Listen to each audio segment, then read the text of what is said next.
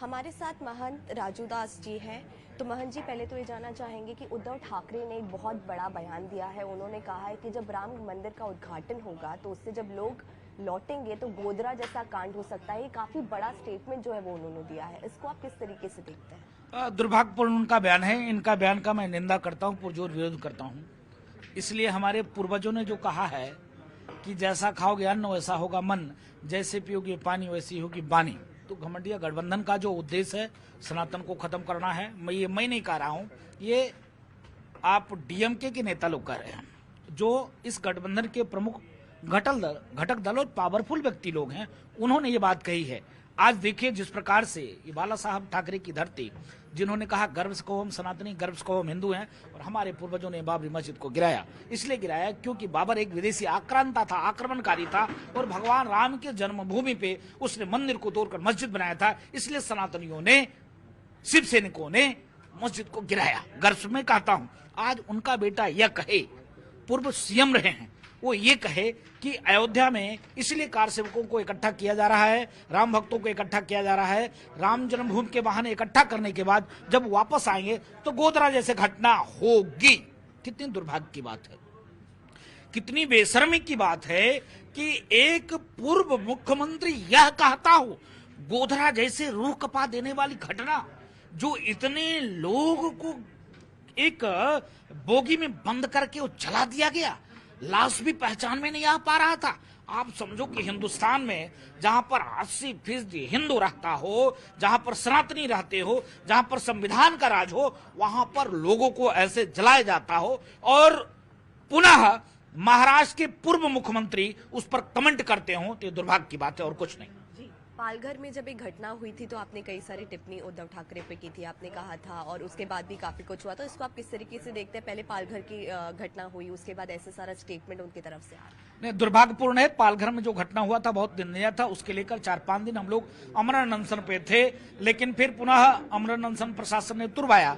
लेकिन दुख इस बात की है कि जो सनातन की बात करता था, जो सनातनी था, वो इतना सेकुलर हो गया। कैसे?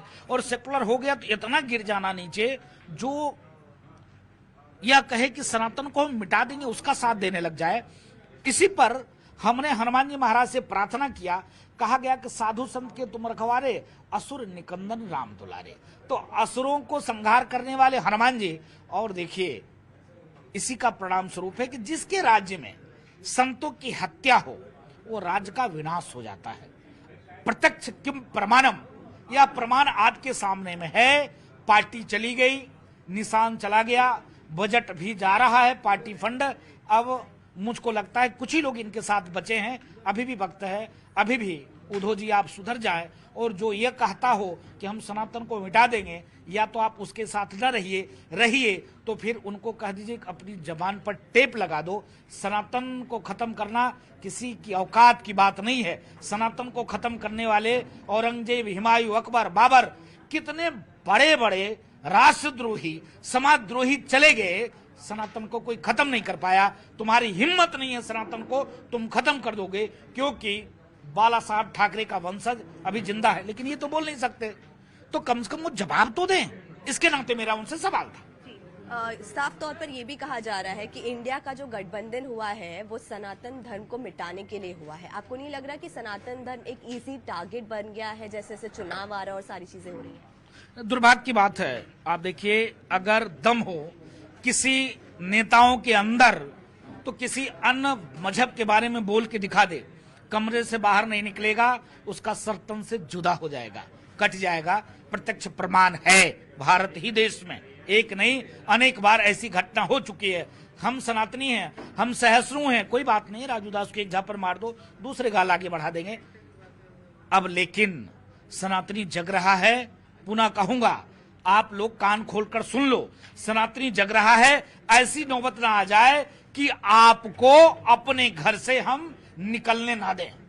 इसलिए निवेदन है, अभी भी निवेदन कर रहा हूं, सनातनी सदैव निवेदन पूर्वक अपनी बात को रखता है। अभी भी निवेदन है, आप लोग अपने जबान पे लगाम दो, आप देश में तमाम विषय है उस पर चर्चा करो, वार्ता करो, लेकिन आप ये कहोगे कि सनातन को हम खत्म कर देंगे। ये सनातनी जब तक एक एक बच्चा जिंदा है तब तक तुम सनातन को नहीं खत्म कर पाओगे। और जिस दिन वक्त आ जाए कि माला हटाकर भाला उठाना पड़े तो हम लोग भाला भी उठा सकते हैं, इसमें कोई चिंता नहीं। लेकिन इंडिया का गठबंधन में कांग्रेस भी शामिल है और लगातार ऐसी सारी टिप्पणियां, क्योंकि ये कहा जा रहा है, बार बार एक ही चीज को दोहराया जा रहा है कि सनातन को खत्म करने के लिए इंडिया का गठबंधन हुआ है, उसको आप कैसे? मुझको कांग्रेस से उम्मीद नहीं है, लेकिन फिर भी मैं उनसे उम्मीद यह करता हूं क्योंकि यहाँ डेमोक्रेसी है, लोकतांत्रिक व्यवस्था है और वो विपक्ष के नेता हैं, तो थोड़ा बहुत मैं उनसे उम्मीद यह करता हूं क्योंकि सोनिया जी से, खरगे से मेरा कोई उम्मीद नहीं है। खरगे राष्ट्रीय अध्यक्ष होने के बावजूद अगर कोई हल्की बात करे, इतना हल्की बात करे कि मोदी मजबूत होगा तो सनातन मजबूत होगा, अरे भाई सनातन से तुम्हारी क्या दुश्मनी है? मैं पूछना चाहता हूं, सनातन ने आपका क्या बिगाड़ दिया, क्या उखाड़ लिया कि आप ऐसी भाषा का प्रयोग कर रहे हो कि सनातन मजबूत होगा? तो इसके नाते मुझको लगता है इस गठबंधन को साफ तौर पर अपना क्लियर करना चाहिए। क्या आपने गठबंधन इसलिए बनाया है कि सनातन को खत्म करना? अगर सनातन को खत्म करना है तो साफ साफ आप बता दीजिए कि गठबंधन इसलिए बना है कि सनातन खत्म कर देंगे, क्योंकि रुझान बाहर आने लग गया है। डीएमके के नेता एक नहीं, शिक्षा मंत्री से लेकर ए राजा से लेकर कई के नेता का बयान यही है। इसके नाते आप देखिए बिहार में जो इनके घटक दल है शिक्षा मंत्री, उनका बयान यही है। उत्तर प्रदेश में समाजवादी पार्टी के नेता, उनका बयान यही है। तो मैं क्या समझूं? वाकई में सही में जो डीएमके के नेता कह रहे हैं कि इसलिए इस गठबंधन हुआ है कि सनातन को खत्म करना है, तो जनता इस हिसाब से आपको जवाब देगी। आपने ए राजा का नाम लिया। ए राजा ने कहा है कि हिंदुत्व जो है वो पूरे देश के लिए खतरा है। ये भी काफी बड़ा जो स्टेटमेंट है उनके तरफ से सामने आया है। मैं आपको निवेदन पूर्वक न्यूज 18 पे मैं निवेदन पूर्वक कहना चाहता हूं, अगर सनातन इतने खतरनाक होते तो मैं पूछना चाहता हूं क्या आज ऐसे शब्द ये बोल पाते? डेंगू है, मलेरिया है, एड्स जैसे है, इसको खत्म कर देना चाहिए, बोल पाते क्या? नहीं बोल पाते। सनातनी सहिष्णु हैं, सनातन ने सबको फलने फूलने का अधिकार दिया हिंदुस्तान में, इस भारत देश में, इसके नाते ऐसे बोल पा रहे हैं। अगर जिस दिन हम कट्टर हो जाए, जिस दिन अपने धर्म के प्रति हम जागरूक हो जाए, जिस दिन हम अपने धर्म के प्रति धर्मो रक्षति रक्षता का जो ये हमारी जो वाक्य है, जो वाणी है धर्मशास्त्र का, जिस दिन हम इस पे उतर जाएंगे उस दिन ये बोल नहीं पाएंगे। इंडिया का नाम भारत रखने पर आप क्या सोचते हैं?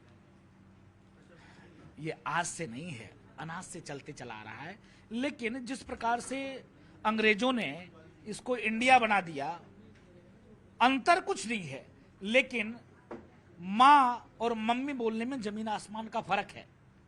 माँ का अर्थ दूसरा और मम्मी का अर्थ दूसरा, पिताजी का अर्थ दूसरा और पापा का अर्थ दूसरा होता है। उसी प्रकार इंडिया और भारत का अर्थ है। इसके नाते भारत ही सबको बोलना चाहिए, इंडिया नहीं बोलना चाहिए। आजम खान के घर पे आज सुबह से रेड चल रही है, इसे आप कैसे देखते हैं? नहीं देखिए, मैं पुनः उत्तर प्रदेश के गुंडा माफिया मवाली जो दूसरे की जमीन हड़पते हैं, जो दूसरे का घर मकान हड़पते हैं, जो बहन बेटी बहुओं को मदरसे से उठाकर बलात्कार कराते हों, जो जेल में रहने के बाद फिरौती मांगते हैं, ऐसे से मेरा अपील है, या तो आप उत्तर प्रदेश छोड़कर किसी अन्य प्रदेश चला जाओ, या तो फिर आप जेल के अंदर रहो, या तो आपका प्रभु से सीधे मेल हो जाएगा। यह उत्तर प्रदेश की व्यवस्था, क्योंकि एक योगी का शासन है, योगी का शासन सबके लिए एक समान, एक बराबर होता है। तो इसके नाते लगातार जिस प्रकार से उन्होंने मुसलमान भाइयों का ही एक नहीं, लमसम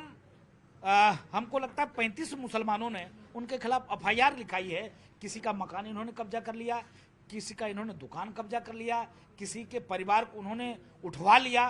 तो होनी चाहिए, रेड पड़नी चाहिए, उनका तो घर बुलडोजर से गिर जाना चाहिए। अभी तो बहुत चीज उनके साथ बाकी होना है, क्योंकि जो दीन को, हीन को, निरीह को सताएगा वो अपने आप खत्म हो जाएगा। मेरा आखिरी सवाल ये है कि आह्वान क्या देना चाहेंगे? जिस हिसाब से लगातार सनातन धर्म पे हमला किया जा रहा है, निशाना साधा जा रहा है, टिप्पणियां की जा रही है, तो आह्वान क्या देना चाहेंगे? मैं अपील करना चाहूंगा, आह्वान यह है कि साधु संत जग जाइए, चिमटा को बजा दीजिए, सनातनी जग जाओ, जैन, सिख, बौद्ध सारे लोग आप जग जाइए और जगने के बाद इनका मुंह तोड़ जवाब दीजिए। अगर आप मुंह तोड़ जवाब नहीं देंगे तो ऐसे ये मुंह से जहर उगलते रहेंगे और सनातन की खत्म करने की बात करते रहेंगे। ऐसे लोगों का या तो फिर जेल में हो या तो सीधे प्रभु से मेल हो। सनातनी जग जाओ, ये अपील है। बहुत बहुत शुक्रिया हमसे बात करने के लिए। तो ये थे हमारे साथ महंत राजू दास जी। वीडियो जर्नलिस्ट वत्सल पाटिल के साथ श्रेया दुबे, न्यूज़ 18 इंडिया।